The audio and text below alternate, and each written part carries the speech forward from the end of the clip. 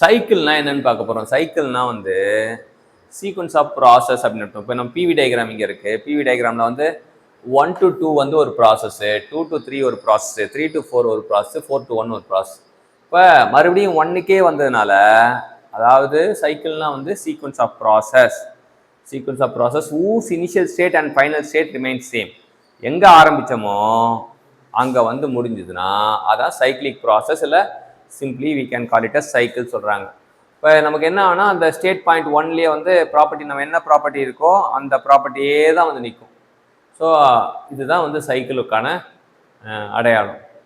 இப்போ நமக்கு ஒவ்வொரு ப்ராசஸ்க்கும் வந்து சேஞ்ச் ஆஃப் ஸ்டேட் வரும். ஸோ 1 to 2 அப்படின்றப்ப 2 வந்து வேறு இடம், 2 to 3ன்றப்ப 3 வந்து வேறு இடம், 3 to 4ன்றது 4ன்றது வேறு இடம், 4 to 1னா அகைன் இந்த 1ம் இந்த 1ம் வந்து சேமாக இருக்குது. ஸோ 1 2 3 4 அப்படின்றது தான் வந்து 1 2 3 4 1. இதுதான் வந்து நமக்கு என்ன சொல்லுவாங்க, சைக்கிளிக் ப்ராசஸ் ஆர் சைக்கிள் அப்படி சொல்லுவாங்க. தேங்க்யூ.